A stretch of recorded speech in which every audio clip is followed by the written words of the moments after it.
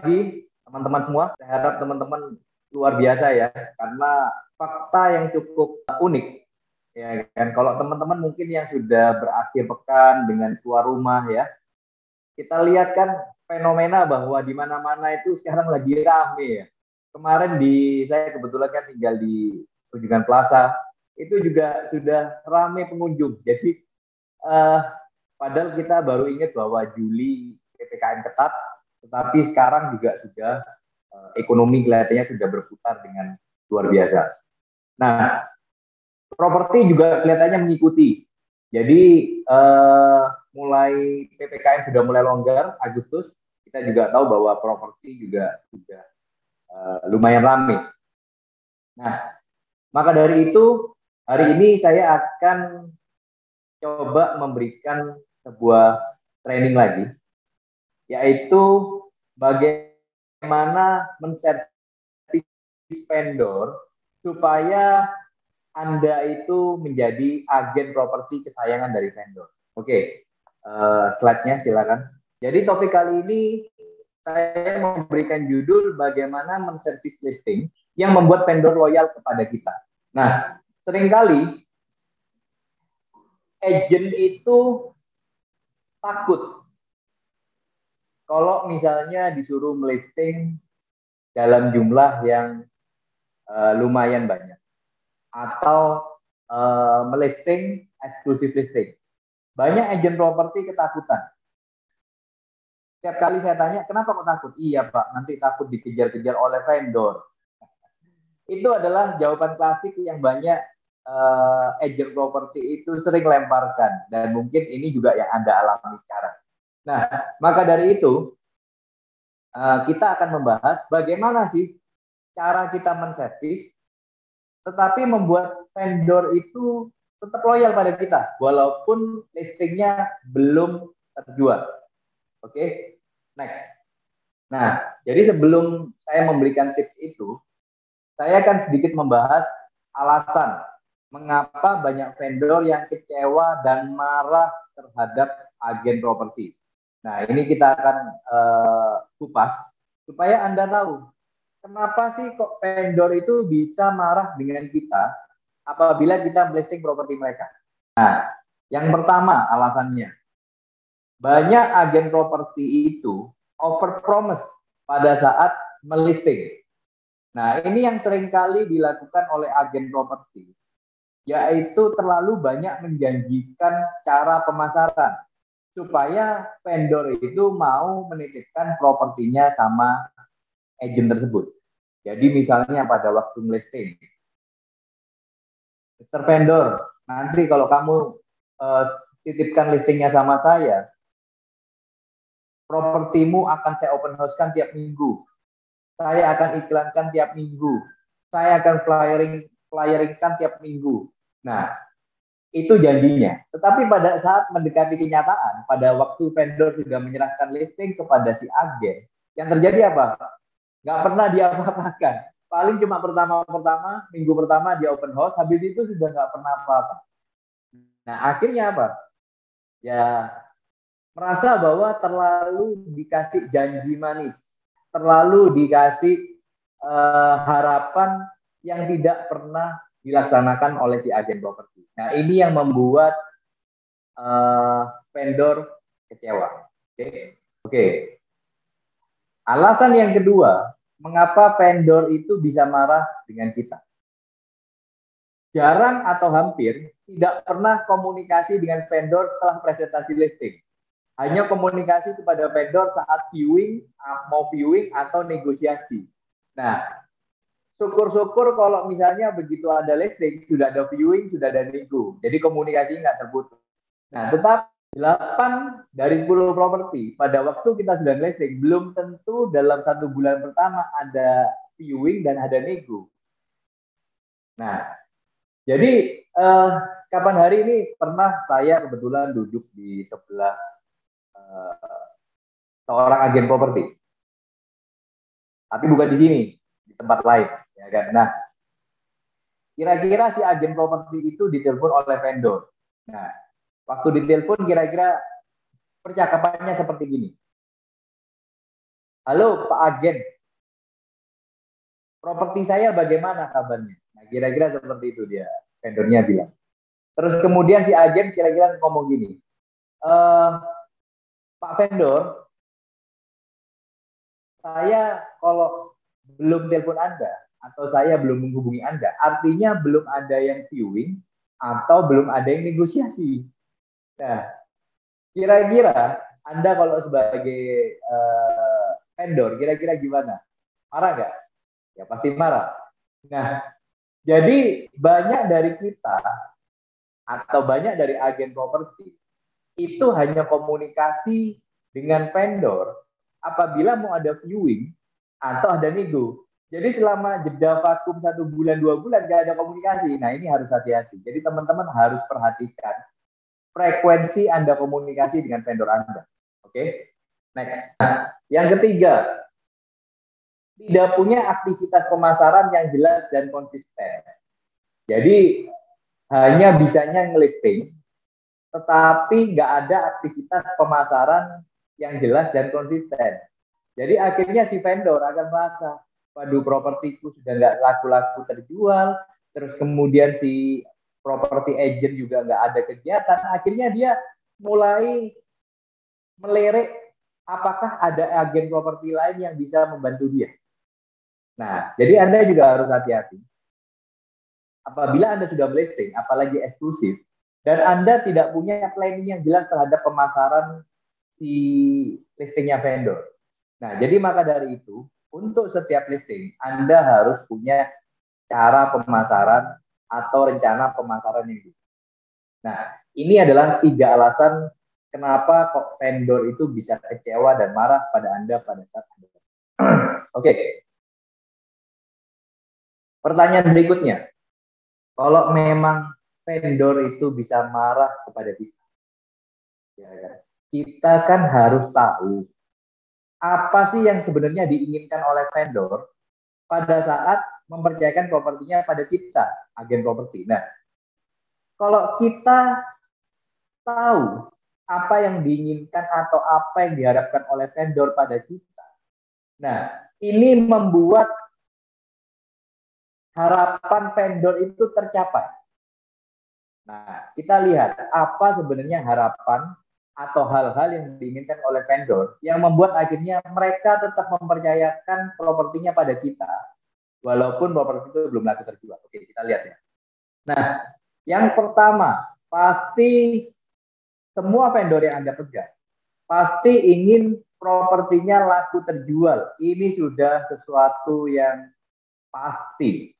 Ya kan, sesuatu hasil yang memang pasti diharapkan oleh vendor Anda. Propertinya laku terjual pada waktu dipasarkan oleh Anda.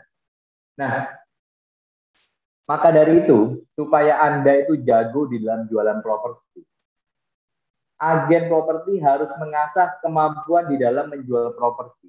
Skill apa yang harus dipunyai? Macam-macam kalau di properti. Yang pertama mungkin skill ini ya, pemasaran. Jadi Anda bisa mendapatkan respon dalam jumlah yang cukup banyak supaya Anda bisa menjual properti. Jadi pada dasarnya Anda butuh respon. Nah, bagaimana cara mendapatkan respon ini? Nah, ini Anda harus belajar cara pemasaran properti. Nah, terus kedua, skill pada waktu viewing. Ya kan, bagaimana Anda mengidentifikasikan kebutuhan buyer dan bagaimana Anda mengclosingkan atau istilahnya meyakinkan klien supaya membeli properti Anda.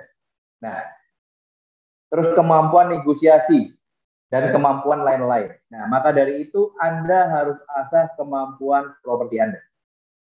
Nah, semakin cepat dan profesional dalam menjualkan properti, maka profil agen properti akan banyak dicari oleh calon-calon vendor lainnya. Jadi kalau Anda bisa dikenal oleh vendor sebagai agen properti yang profesional dan tajam. Tajam artinya Anda segala properti yang Anda pegang itu pasti terjual. Nah, Anda akan menjadi referensi. Jadi tiap kali vendor ketemu dengan temannya, dan temannya kebetulan mau jual properti, nama Anda yang akan pertama kali muncul. Oh, hubungi si A dari Rewet nih. Dia pasti mampu membantu kamu untuk menjualkan propertinya.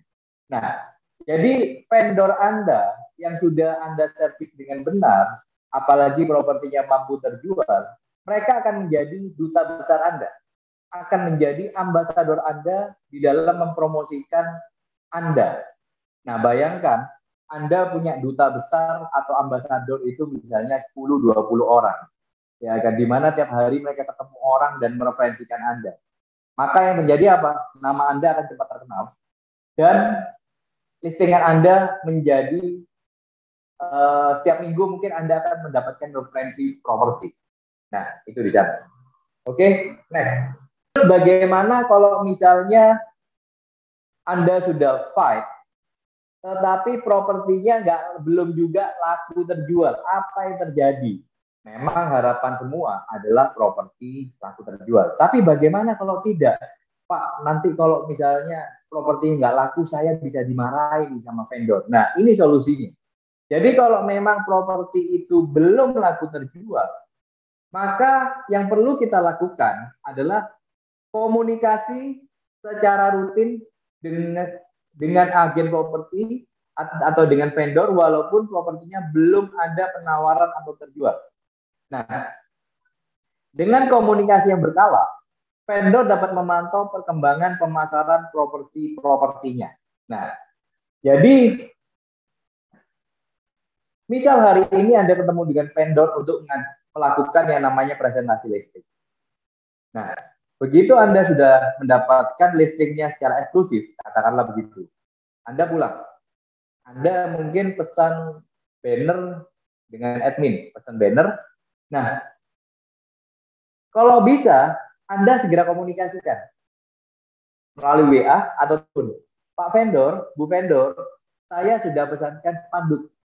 Kira-kira 1-2 hari jadi, saya akan pasang di tempat Anda. Oke. Nah, kemudian pada waktu memasangkan banner, Anda telepon lagi. Pak vendor, Bu vendor, hari ini saya akan memasang spanduk di tempat Pak vendor. Ya. Nah, kemudian janjian pasang banner. Nah, terus kemudian 2 hari lagi Anda mau planning adakan open house. Pak vendor, Bu vendor, saya akan mengadakan open house weekend ini. Nanti saya akan pasarkan melalui portal dan sebagainya. Nah, besoknya Anda masukkan melalui portal. Pak vendor, Bu vendor, hari ini saya sudah masukkan properti Anda kepada portal-portal ini. Nah, setiap detail atau proses pemasaran Anda komunikasikan. Itu bukan hasil, tetapi proses pemasaran. Nah, sekarang Anda tempatkan diri sebagai vendor. Misalnya, memang properti Anda belum laku. Tetapi setiap minggu, Anda dilapori oleh agen properti Anda bahwa dia melakukan sesuatu terhadap properti Anda. Dia berjuang. Dia betul-betul fight supaya properti Anda laku. Tapi sayangnya memang 3 bulan belum laku. Nah, pertanyaannya adalah, Anda sebagai vendor, marah nggak? Jawabannya 80-90% vendor itu tidak marah. Ya kan? Karena mereka sudah melihat proses bagaimana Anda berjuang untuk mereka. Memang masih ada mungkin 10% yang tetap nggak happy karena mereka hanya melihat hasil akhir, yaitu propertinya terjual. Mungkin mereka akan mencari agen properti lain supaya propertinya laku terjual. Nah, ada juga yang tipe seperti ini. Tetapi saya yakinkan kepada Anda bahwa 80-90% vendor itu sangat menghargai proses. Mereka menghargai jerih payah Anda memasarkan properti mereka. Jadi, saya pun pernah jadi vendor. Jadi, walau kadang itu nggak usah harus laku terjual atau tersewa. Pada waktu agen properti telepon kita, dia bilang ada orang mau viewing, itu pun sudah senang, ya kan? Walaupun belum laku, ya kan? Nah, atau kadang agen properti ngomong, Pak, saya iklankan ya. Nah, itu pun sudah senang, ya kan? Maka dari itu penting sekali pada waktu Anda memasarkan properti, komunikasi dengan vendor itu jangan sampai terputus. Oke, next. Nah, pertanyaannya adalah bagaimana cara men-service listing dan dapat menjual listing tersebut dengan cepat dan profesional. Nah, ini juga tantangan buat agen properti. Kalau sudah dikasih listing, bagaimana caranya mendatangkan buyer dan respon sehingga kita bisa ada penawaran dan bisa laku terjual. Nah, oke. Nah, ini beberapa caranya. Bermain di area Anda. Pak, ya kan, untuk bermain satu Surabaya. Itu fine-fine aja. Tetapi yang saya ingin tekankan kepada Anda, spesialis itu punya ketajaman yang jauh lebih tinggi daripada generalis. Nah, jadi kalau Anda fokus dengan trade area, kenapa kok saya selalu bilang fokus kepada trade area? Trade area itu artinya ya jangan banyak lokasi. Kalau bisa ya satu lokasi. Nah, jadi dengan Anda misalnya menguasai 100 listing di area Surabaya Pusat, let's say. Kebanyakan buyer yang telepon di Surabaya Pusat, carinya Surabaya Pusat atau Surabaya lain? Jawabannya Surabaya Pusat. Ya kan? Nah, dengan Anda punya listing yang komplit, dengan Anda punya banyak listing, maka buyer ini tinggal Anda pindahkan ke properti lain seandainya dia nggak cocok dengan properti pertama. Anda tinggal pindahkan dia ke 100 properti Anda lain. Nah, ini yang membuat ketajaman Anda naik. Dan bagi dengan Anda punya cukup beragam di area Anda, buyer akan senang berhubungan dengan Anda. Karena Anda itu one stop shopping. Tanya kepada Anda bisa menjawab banyak listing. Nah, bandingkan dengan Anda kalau Anda generalis, Anda punya misalnya kebetulan listing Anda yang Anda respon adalah yang di Surabaya Pusat. Anda punya hanya satu listing. Begitu nggak cocok, apa yang terjadi? Anda bingung, Anda nggak bisa memberikan opsi lain. Anda hanya bilang menekankan kepada properti tersebut. Nah, akhirnya buyer merasa Anda terlalu pushy. Anda terlalu nge-push dia untuk properti yang dia tidak suka. Nah, seringkali terjadi gitu. Nah, maka dari itu di sini saya juga mencatatkan bahwa banyak agen properti yang berpikir jika mempunyai banyak listing, bagaimana cara untuk men-service-nya? Jawabannya jelas, trade area. Jadi mulailah untuk fokus kepada trade area dan jangan gampang berpindah-pindah trade area. Karena fokus terhadap trade area itu butuh waktu, teman-teman. Butuh waktu untuk Anda menguasai, butuh waktu untuk Anda bisa membangun profil Anda. Anda butuh waktu. Maka dari itu Anda harus bersabar dan betul-betul fokus terhadap trade area. Jadi kayak saya umpamakan trade area itu kayak kita bertani ya. Untuk mendapatkan hasil itu kan butuh mungkin waktu 3-4 bulan sampai 6 bulan. Nah, dalam proses itu yang Anda lakukan ya istilahnya ya dalam tanda kutip itu ya ini ya, mupui, mengairi dan sebagainya. Nah, ini sama halnya pada waktu kita bekerja di trade area. Sama. Nah, dengan menguasai trade area, intuisi dan insting kita dalam menjual properti akan terasah dalam menentukan properti yang bagaimana yang akan cepat terjual. Nah, saya terus terang mulai 2014 saya itu aktif berjualan sampai 2004 ya sampai dengan 2013 itu aktif jualan. Nah, terus kemudian vakum 5 tahun, jadi 2013 sampai kira-kira 2018 itu cuti nggak jualan second, ya kan? Nah, baru kemudian akhir 2018, awal 2019 baru mulai jalan lagi properti secondary-nya. Nah, apa yang terjadi pada waktu awal-awal saya jalan properti? Insting saya terhadap properti sama sekali nggak tajam. Pada waktu saya presentasi listing, vendor buka harga. Dan pada waktu dia buka harga, saya ngitung, loh, harga ini masuk menurut hitungan saya. Nah, tetapi pada waktu saya pasarkan 3 bulan, oh ternyata harganya kemahalan. Ya kan? Ekspektasi pasar ternyata pada saat itu bukan harga yang diminta oleh vendor. Harganya adalah sekian X. Nah, jadi insting saya pada waktu awal itu tidak tajam sama sekali. Nah, kemudian baru ketika sudah jalan 3 bulan sampai 6 bulan, baru insting itu mulai terasa. Oh, ini kira-kira bisa laku cepat. Oh, ini belum. Ini bisa laku cepat. Nah, baru kemudian setelah 3 bulan, baru kemampuan itu, intuisi itu baru kembali. Maka dari itu, Anda kalau tidak bermain trade area, insting Anda tidak tajam. Beberapa kali saya mendapatkan broadcast dari agent properti. Kebetulan kan saya banyak spesialis di pusat kota. Nah, barang yang dia broadcastkan sama saya itu barangnya mahal semua. Nah, pada waktu saya reply dari si agent, barangmu kemahalan. Dia bilang, masa Pak kemahalan? Nah, kenapa dia bisa bilang, kenapa kok dia bisa ngelisting barangnya kemahalan semua? Karena dia bukan spesialis trade area. Ya kan? Jadi instingnya sama sekali tidak tajam. Nah, itu jawabannya. Oke, next. Nah, yang kedua, selalu membuat blueprint pemasaran terhadap listing eksklusif yang Anda dapatkan.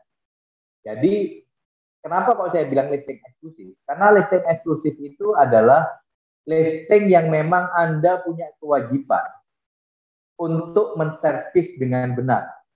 Nah, jadi saya bisa bilang bahwa kalau Anda betul-betul punya listing eksklusif, Anda harus punya blueprint. Nah, bagaimana dengan open? Open tidak harus sih. Tetapi kalau memang ada open listing yang memang Anda mau fokuskan, bisa juga dibuat blueprint pemasaran.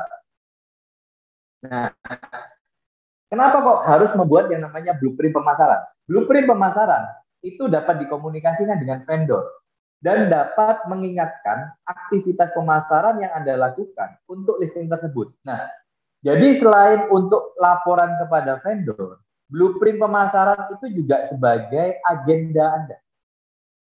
Supaya Anda tidak lupa apa yang Anda harus lakukan terhadap listing-listing Anda. Nah, sebetulnya blueprint pemasaran itu juga membantu Anda. Jadi makanya pada waktu saya pegang eksklusif listing, itu pasti ada satu slide, satu paper sendiri, atau satu slide sendiri, di mana itu adalah planning saya selama 3 bulan pemasaran listing eksklusifnya. Jadi minggu pertama mesti ngapain, minggu kedua mesti ngapain, minggu ketiga mesti ngapain, minggu keempat mesti ngapain, dan kapan berkomunikasi dengan vendor, itu saya tulis semua sebagai blueprint pemasaran. Dan blueprint pemasaran ini sangat membantu saya di dalam memasarkan listing-listing eksklusif. Nah, maka dari itu, kalau Anda ingin menjadi agen properti yang profesional, Anda perlu membuat yang namanya blueprint tersebut. Oke, next. Nah, seperti yang saya bilang tadi, supaya kita itu bisa profesional, kita itu harus komunikasi yang rutin dengan vendor. Berkomunikasilah secara rutin dengan vendor. Bisa setiap minggu atau 2 mingguan. Nah, jadi komunikasi ini bisa 2 hal. Yang pertama memang supaya kita mengupdate si vendor bahwa kita ini pemasarannya on track. Atau yang kedua, kita bisa mendapatkan trust dari vendor. Nah, kenapa kok kita butuh trust dari vendor? Karena begini, trust itu penting pada saat negosiasi. Jadi, negosiasi itu bisa berhasil atau tidak apabila vendor atau buyer itu trust sama kita. Pak vendor, hargamu itu sebetulnya kemahalan. Yang ditawar oleh buyer ini sebetulnya sudah harga yang baik. Nah, kalau vendor tidak percaya dengan Anda, dia tidak akan membeli omongan Anda. Dia bilang, si agent ini cuma pengen properti saya cepat laku. Ya kan, dia ini bohong. Mestinya saya bisa dapatkan harga lebih tinggi. Nah, itu di sana. Tetapi dengan kita komunikasi dengan rutin, ya kan. Nah, kita itu kan lama-lama kan si vendor akan melihat, iya si agent properti ini giat sekali ya. Ya kan, dia mungkin yang dia ngomong ini adalah benar. Karena selama dia 3 bulan mengeluarkan properti saya, baru kali ini saya mendapatkan penawaran.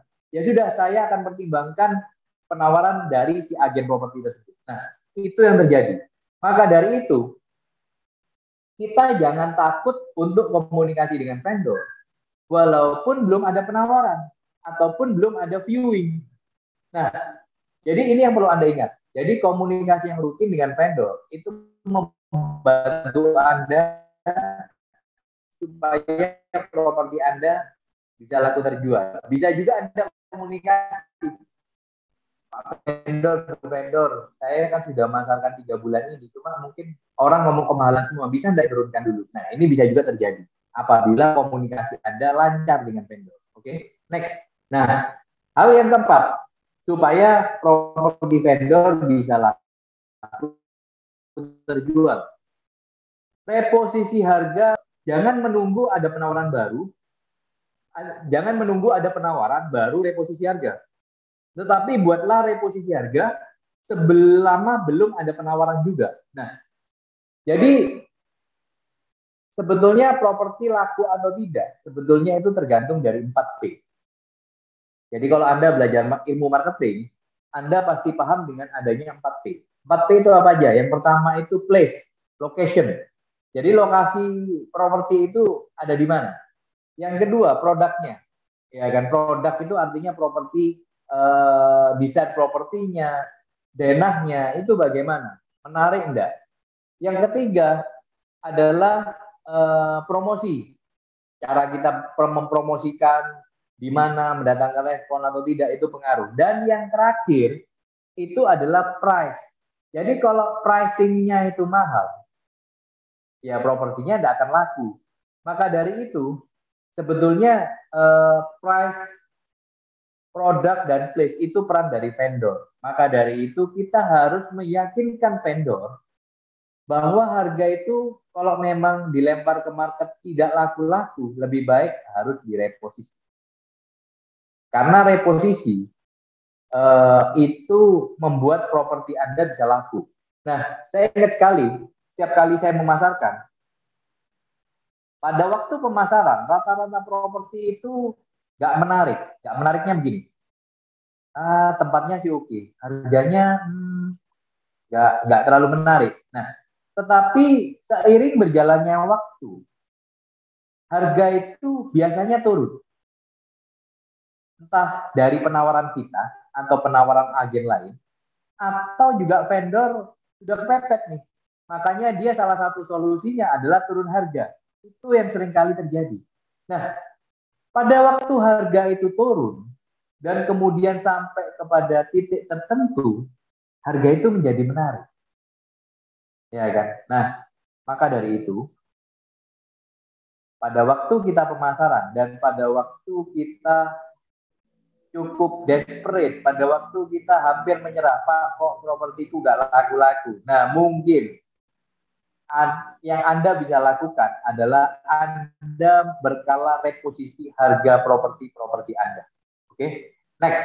Nah, terus hal yang kelima yang dapat membuat properti Anda laku terjual, yaitu pertajam skill pemasaran Anda, baik offline ataupun online. Nah, dan Anda harus bagus di dalam hal ini, ya kan? Jadi makanya kan dalam training-training ini itu kan kita kan mengajari pada Anda, kayak minggu kemarin kan dari Rega memberikan bagaimana cara pemasaran di portal-portal properti, mana yang bagus dan bagaimana cara bermainnya. Nah, itu sudah diajarkan juga. Nah, explore itu lebih tajam. Dan Anda harus benar-benar menguasai itu. Karena penguasaan itu penting. Nah, be dominan dan berani melakukan investasi dalam pemasaran. Nah, seringkali kita itu kayak ini, Pak, saya tak tunggu closing dulu, baru saya mau langganan portal properti. Nah, atau Anda langganan portal properti dulu, baru Anda bisa closing. Nah, jadi kalau saya bilang, ini semua istilahnya apa ya, harus ada yang namanya sacrifice. Kalau Anda ingin maju, Anda harus ada sacrifice.